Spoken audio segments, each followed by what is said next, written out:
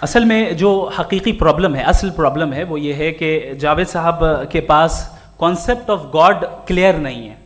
इन्होंने कहा कि कायनात से पहले खुदा तो था, तब भी तो टाइम होगा। ये टाइम कायनात का हिस्सा है। हम खुदा, उस खुदा को मानते हैं, नेसेसरी बीइंग का टाइमलेस होना जरूरी है, चूंकि वो टाइम का क्रिएटर है।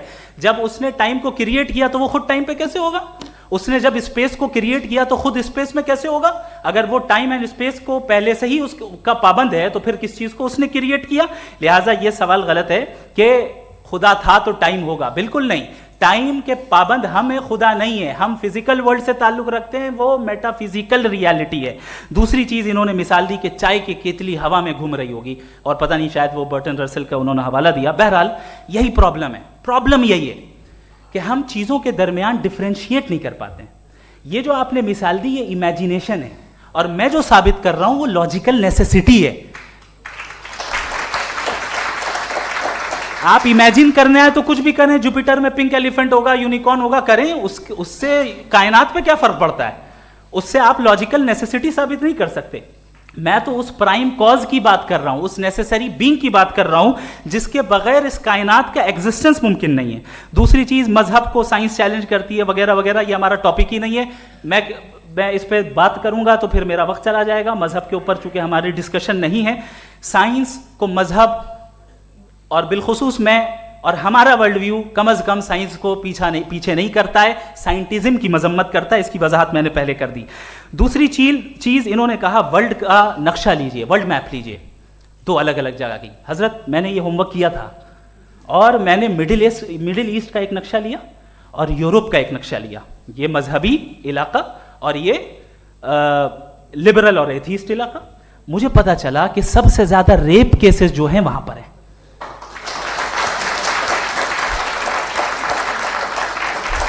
मुझे ये पता चला यूएन की रिपोर्ट के मुताबिक, मैं ये अपने घर से नहीं लेके आ रहा, कि जो वर्किंग वुमेन है यूरोपियन कंट्रीज में, उसमें 81% वुमेन सेक्सुअल हैरेसमेंट का वर्क में शुमार हो रही है। ये मिडिल ईस्ट में नहीं हो रहा है, वो मजहबी लोग हैं इसलिए नहीं हो रहा है।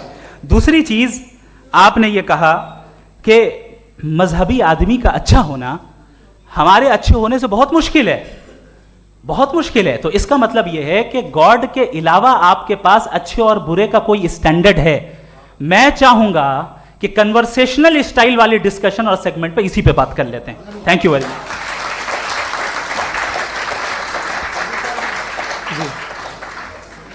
ये रिबटल का राउंड 2 है। आपके पास 5 मिनट का वक्त है, और इसके बाद क्रॉस एग्जामिनेशन शुरू करेंगे। आप चाहें तो जो इन्होंने सवाल पूछे उनके जवाब आप रिबटल में भी दे सकते हैं। जी जी, देखिए, पहले तो ये बात कि ये मिसाल गलत नहीं है, गलत है। इन्होंने पहले ही हमको डिसार्म कर दिया। कह लिया अकल से मामला सॉल्व नहीं हो सकता, लॉजिक से आप पहुंच नहीं सकते। ये एक मेटाफिजिकल चीज़ है। मेटाफिजिकल अजीब सा लफ्ज़ है, ठीक से किसी को माने नहीं मालूम इसके, तो ऐसा लगता है कुछ बड़ी चीज़ है। अरे भाई, क्या होता है मेटाफिजिकल? बताओ, खड़ी हो। ये एक लफ्ज़ है जो कहीं भी इस्तेमाल हो जाता है।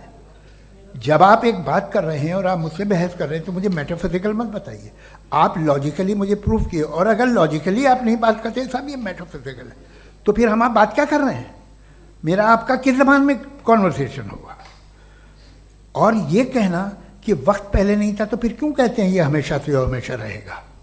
हमेशा वक्त है, तो आप कैसे कहते हैं वो हमेशा से है और हमेशा रहेगा? हमेशा का मतलब है कोई वक्त। अगर वक्त ही नहीं है तो हमेशा कैसे? बाहर वो रहेगा। अब मैं ये देखता हूँ, आपने कहा ना कि वहाँ रेप ज़्यादा होते हैं, तो हम एक बात देखते हैं कि ये दुनिया जिस पे वो कादर मुतलक है, जिसकी मर्ज़ी के बगैर पत्ता भी नहीं हिलता, ओमनीपोटेंट है, ये दुनिया चल कैसे रही है? और इस दुनिया का हाल क्या है? 45,000 बच्चे जो 10 साल की उम्र से कम थे वो गाजा में मरे। भूख से काला हांडी में बच्चे मरते हैं और डिप्थेरिया से मरते हैं। डिप्थेरिया अजीब मर्ज है, गले में जाली बनना शुरू होती है, बच्चा नीला हो जाता है, गरीब का बच्चा, इसलिए कि उपास इलाज में। ये कादर मुतलक है जो चाहे कर दे। इससे आप दुआएं मांगते हैं हमारी ये काम कर दे वो कर दे, तो इसका मतलब डे टू डे लाइफ में वो इंटरफेयर करता है। और ये देख रहा है वो। अगर वो वाकई भी है फॉर डिस्कशन सेक, तो मैं जब दुनिया देखता हूँ तो मेरे दिल में उसके लिए कोई इज्जत नहीं पैदा होती। ये क्या कर रहे हो तुम पूरे ऑल पावरफुल हो, ओमनीपोटेंट हो, ओमनी प्रेजेंट हो। तुम तो वहाँ गादा में रहे होगे ना, तुम हर जगह हो। तुम देख रहे थे कि बच्चे की कैसे धज्जियाँ उड़ रही, तुम देख रहे थे। और तुम चाहते हो मैं तुम्हारी परस्तिश करूँगा, तुम हो भी। अरे यार, इसके अच्छे तो हमारे चीफ प्राइम मिनिस्टर हैं, कुछ तो ख्याल करते हैं। कमाल है, आप किसकी इबादत कर रहे हैं? अगर वो है भी, ये दुनिया नाइंसाफी से, जुल्म से, जबर से, तशद्दुद से भरी हुई। और आप ये मत कहिएगा कि वो देख रहा है और वो बताएगा एक दिन। अगर वो देख रहा है और इंटरफेयर नहीं करता तो आप दुआ क्यों मांगते? आप कहते हैं मेरा ये काम करा दे, इसके मतलब है वो दखल दे सकता है, वो आपको नौकरी दिलवा सकता है, भले दूसरे आदमी को न मिले, मगर आपका काम कर देगा चूंकि आपने दुआ मांगी है। तो जब वो आपको नौकरी दिला सकता है, लड़की की शादी कर सकता है, बेटे को ग्रीन कार्ड दिलवा सकता है, तो कम से कम ये जो मर रहे हैं बच्चे, इनको रोक दे, कुछ तो करे। मुझे तो दुनिया में, इस दुनिया का कोई मालिक है, इसका ओमनीपोटेंट कोई रूलर है, और ये दुनिया ऐसी चल रही है। मैं तो चाहूँगा कि भाई ना हो, अगर हो तो बड़ी शर्मिंदगी की बात है। शुक्रिया।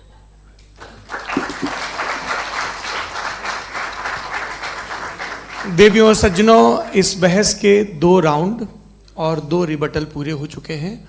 अब सबसे ज़रूरी और सबसे मुश्किल राउंड शुरू हो रहा है, क्रॉस एग्जामिनेशन का। अब इन विद्वानों की सज्जनता की एक परख भी होगी, और वक्त हमने 16 मिनट का तय किया है। पहला सवाल आप पूछना चाहेंगे? जी बिल्कुल। पहले बोले भी आपके। आप माइक ले लीजिएगा हाथ में, ये नीचे से ऑन हो जाएगा। जी मैं बोलता हूँ, ये डायस हटा सकते हैं क्या हम थोड़ा क्विकली? डायस पीछे कर दीजिए बस थोड़ा सा, है, ताकि ये जो दाएं बाएं लोग बैठे हैं, इसे हटा दीजिए। अब हम वहाँ तो जाने वाले नहीं। आराम से आराम से। दोनों तरफ से हटा दीजिए।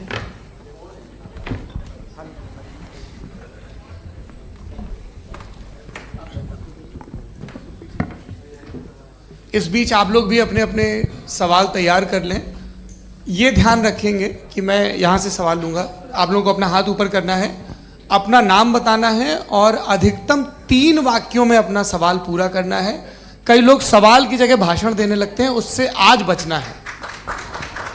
जी मुफ्ती साहब, पहला सवाल आपका, 16 मिनट हैं, हम दोनों लोगों के सवाल लेंगे। जी जी बहुत शुक्रिया। आपकी जो अभी बात हुई बहुत अहम थी, मैं इसको चाहूँगा कि आगे डिस्कस करूँ, लेकिन चूँकि अभी ये वो सेगमेंट है क्रॉस एग्जामिनेशन, तो सबसे पहला सवाल आपसे ये है कि जो मैं इतनी देर से कॉन्टिंजेंसी आर्ग्यूमेंट आपको बता रहा था, ये अकल से ही बता रहा था हजरत, आप ये बताएं कि आप इन्फिनिट रिग्रेस ऑफ कॉजेस को पॉसिबल मानते हैं या नेसेसरी बीइंग के एग्जिस्टेंस को सही समझते हैं? चूंकि 2 ही ऑप्शन हो सकता है, आप ये बताएं।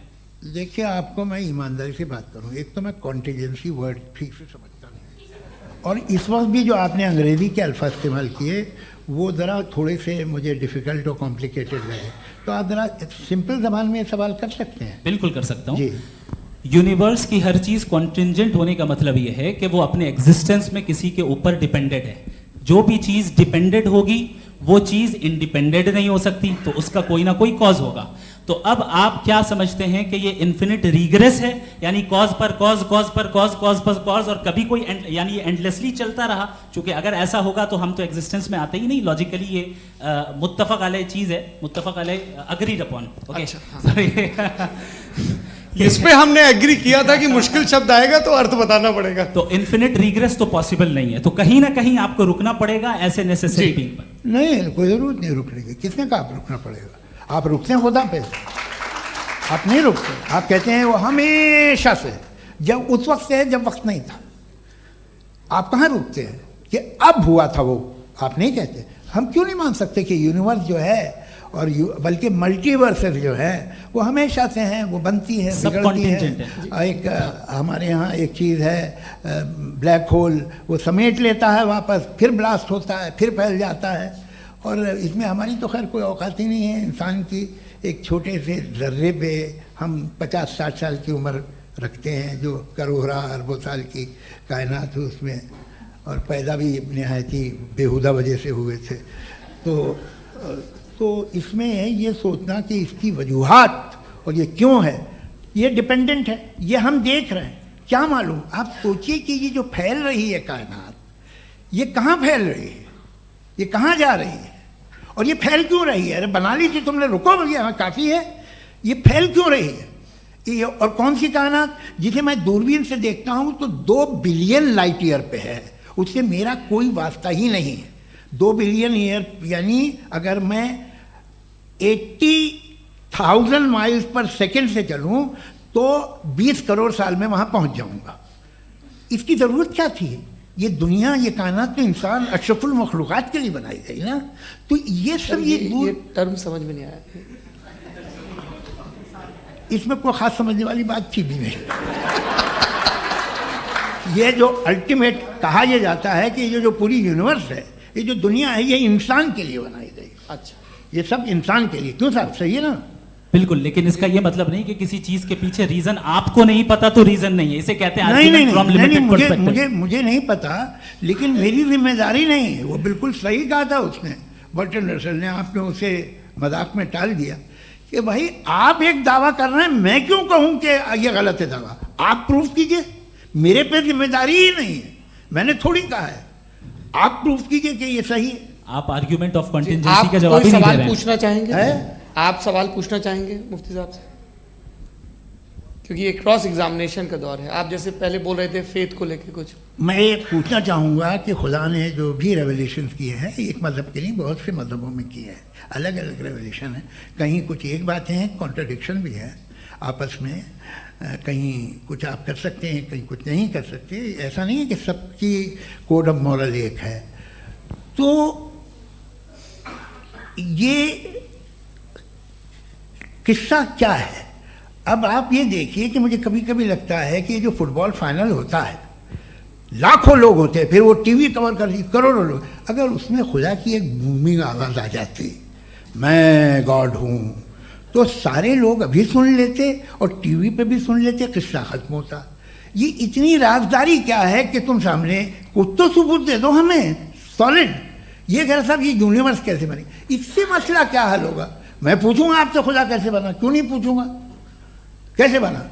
बल्कि वो तो कायनात से कहीं ज़्यादा इंटेलिजेंट है, कायनात से कहीं ज़्यादा कॉम्प्लेक्स। जी वो हमेशा से है, आप कहेंगे मैं मान लूँगा। अच्छा, दोयम वो कादिर मुतलक, यानी कादिर मुतलक का मतलब ओमनीपोटेंट, वो जो चाहे कर सकता है। आपको नौकरी दिलवा सकता है, आपकी अच्छी जगह शादी करवा सकता है, आपके पड़ोसी का मुकदमा हरवा सकता है, आपको जिता सकता है, सब काम करता है। थोड़ा सा माइक क्लोज जी। वो इस दुनिया को चला कैसे रहा है, ये दुनिया कैसे चल रही है, आपको इस पर हैरत नहीं होती। या क़यामत के बाद कभी एक जस्टिस होगा, जब ये बच्चा मर चुका होगा, जिसकी धज्जियाँ उड़ गई बम से, इसको इंसाफ मिलेगा सब। अच्छा, अब जवाब दूं? हाँ जी जी। मैं इसीलिए आप की तरफ